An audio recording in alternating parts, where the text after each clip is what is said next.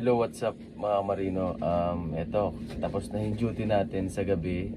At hindi na ako nakapag-video kaninang tanghali. Kasi pagod, sobrang pagod ko kanina kaya at nandito yung natutulog yung cabin mate ko kanina.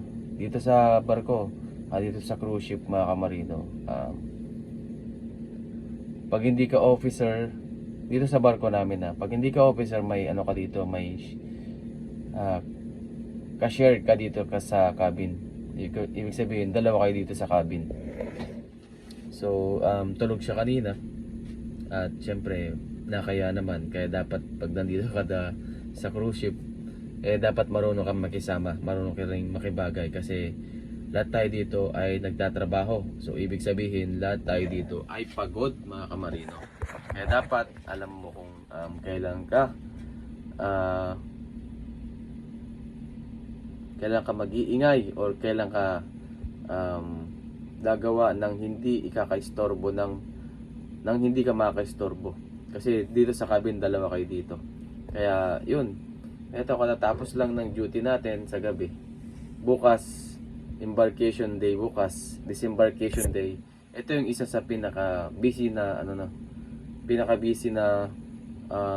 araw dito sa barko, yung embarkation day tsaka disembarkation day.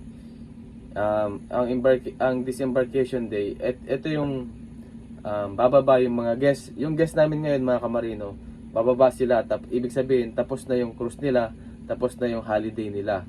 So pagbaba nila sa parehas na araw na yon, sasampa rin yung panibagong guest. So ibig sabihin mga kamarino, kasabay niyan darating din yung mga stocks, mga pagkain, mga inumin, ganyan. Halos lahat, kaya napaka-busy ng araw na to. Yung stocks na yun yung i-consume namin ng crew at ng mga guests para sa buong cruise. Etong cruise kasi na susunod ay 14 days yata or 15 days. Yung nakaraan galing kami ng Iceland. Tapos ngayon ay yung susunod na cruise ay papunta naman ng Norway. Dito sa barko mga kamarino, maraming dito. Marami kang lugar na mapupuntahan, marami kang yung hindi mo akalain na mapupuntahan mo dito. At kung may pagkakataon ka, pwede kang lumabas at silayan ang mga magagandang lugar na pinupuntahan ng barko na sinasakyan mo. Kaya para sa mga nangangarap dyan na makapagtrabaho dito sa cruise ship, yes, magpursige kayo, magsipag lang kayo sa pag-apply. Huwag kayo mawalan ng pag-asa kapag na-reject kayo sa isang bagay or sa isang agency. Tandaan natin, maraming agency mga kamarino. Hindi lang iisang agency at hindi lang iisang araw. Kung sakaling may kulang sa resume mo, kung sakaling kulang yung experience mo, or kung sakaling na-reject ka, huwag kang mawalan ng pag-asa. Basta kung talagang gusto mo makapagtrabaho dito sa cruise ship, kahit nasa anong bagay naman basta gusto natin ng isang bagay, gagawa tayo ng paraan. Ganon din sa pag-apply mga kamarino. Sa una talaga mahihirapan ka. Pero pag talagang gusto mo makapagbarko, yun yung lagi kong sinasabi, gagawan mo ng paraan yan. At samahan mo ng dasal mga kamarino, kasi yun yung pinaka the best. Sipagan mo, samahan mo ng dasal, yun, number 1 yun. Hindi malabong mangyari na makakapagbarko ka. At dito sa barko mga kamarino, oo, mahirap yung trabaho dito, mahaba yung oras, pero dito maraming opportunity dito. Kasi alam nyo kung bakit dito, kasi makapag-ipon ka talaga dito kung marunong ka maghawak ng pera. Dapat kasi dito, libre yung pagkain, libre yung tulugan. So, gagastos ka lang kapag lalabas ka ng barko. Pero pag nandito ka sa barko, libre yung pagkain, libre yung tulugan. So, yung sahod mo ng isang buwan, kung may mababawas man, kaunti lang. Kaya sabi ko nga, dapat marunong kang maghawak ng pera. Kasi mahirap yung trabaho dito, dahil mong sakripisyo. malayo ka sa pamilya mo, mga trainings na kinuha mo, yung pag-apply, di ba?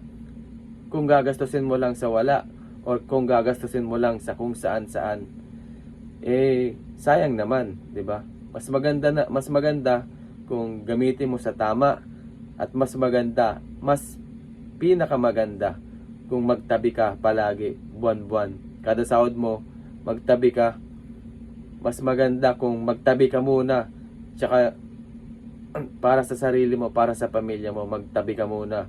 Kung ano yung sobra sa naitabi mo, yun yung panggagastos mo. Hindi yung kung ano yung sobra sa pinanggastos mo or pinambili mo ng luho mo. Yun yung matitirang ipon mo. Hindi pwede yun. Dapat mas maganda kung may target. Dapat mas maganda kung may plano ka.